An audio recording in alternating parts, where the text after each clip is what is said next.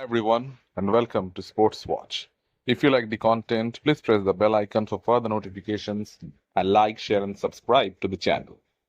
The second test between India and Bangladesh at Kanpur will be remembered for a long time. It will be etched in Indian cricket folklore forever. It will also serve as a reminder as to how Indian cricket has evolved in the last decade, how the approach of playing for a draw has been replaced by the fearless brand of cricket, always looking for a result, possibly victory.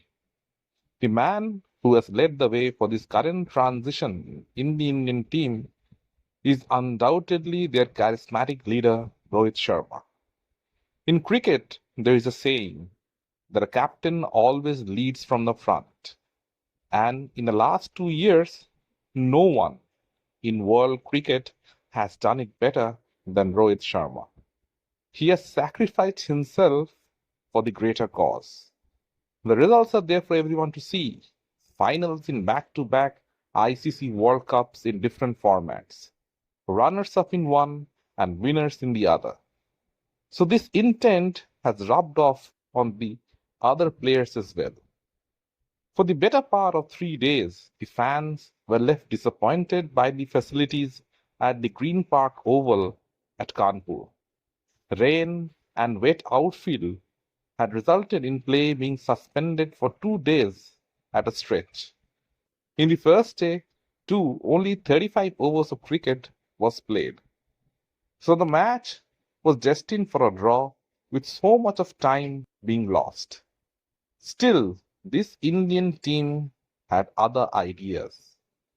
Play resumed on the fourth day with Bangladesh batting at 107 for 3. First, it was the Indian bowlers led by Jasprit, Bumrah and Ravi Ashwin who skittled the Bangladeshis to a paltry total of 233 in the first innings. It was probably the best time to bat, and Bangladesh made a meal of it. What was about to follow was pure carnage. Rohit Sharma and Yashaswi Jaiswal got the innings off to a blistering start. Captain Courageous led from the front and hit the first ball he faced for a maximum. That was followed by two more sixes.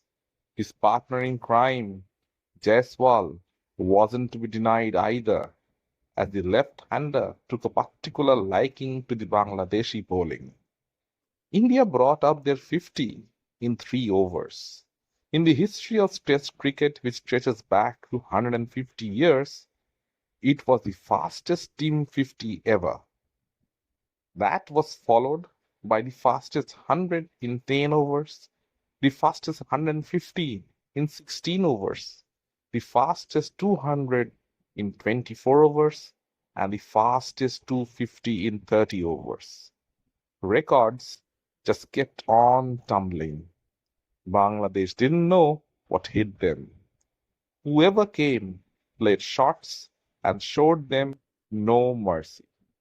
The likes of Jaiswal, Kohli, Rahul all smashed the Bangladeshi bowlers. While the world watched in awe, the Bangladeshis were shell shocked. They were still jubilant after their victory in Pakistan. They were quickly brought down to earth. It looked as if it was club cricket at times. India declared at 288 for 9 in 35 overs. Baseball had taken a back seat and it had been replaced by row ball. Bangladesh came to bat once again, and before the end of the day's play, they were 2 wickets down. All of a sudden, all the results were possible. India led by 52 runs, and before the end of play, Ashwin's 2 wickets meant that India finished the day on top with a huge chance of victory. They had turned the match on its head and they caught their opponents off guard. The Gautam Gambhir era had just begun. On the fifth day, India knew that one good session and the game was all over. So, despite a good partnership between Shanto and Shadman, they still had belief in their own abilities and that they had the bowlers to back them up. Once again, Akashdeep provided the important breakthrough of Shadman, who was the set batsman. Ravindra Jadeja also picked up three quick wickets in succession to break the back of the Bangladeshi middle order. He was ably supported by Jasprit Bumrah, who is undoubtedly at the peak of his powers right now and can do no wrong.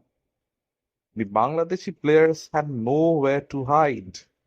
The dismissal of Musfiqur Rahim at the end of the innings highlights Bumrah's class as a bowler.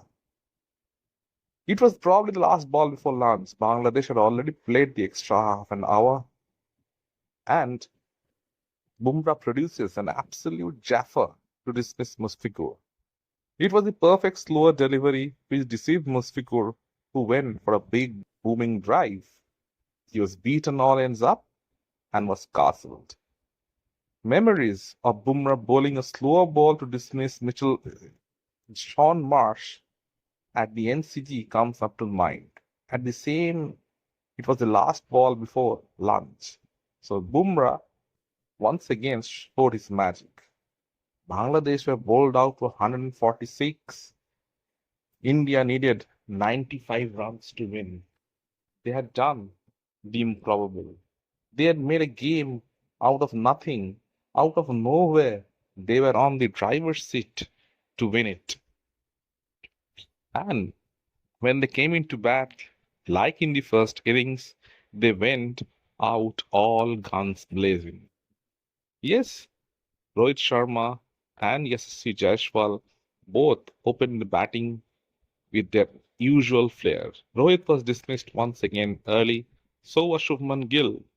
But young Yashasvi Jaiswal carried on the form that he had shown in the first innings.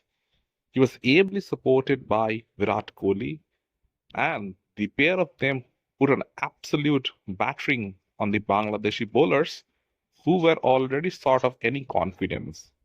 Jaiswal brought up his second 50 of the match. In Yashasvi Jaiswal, India have found a diamond in the rough. He is only bound to get better. And Virat Kohli, at the end of his career, is also finding his touch once again.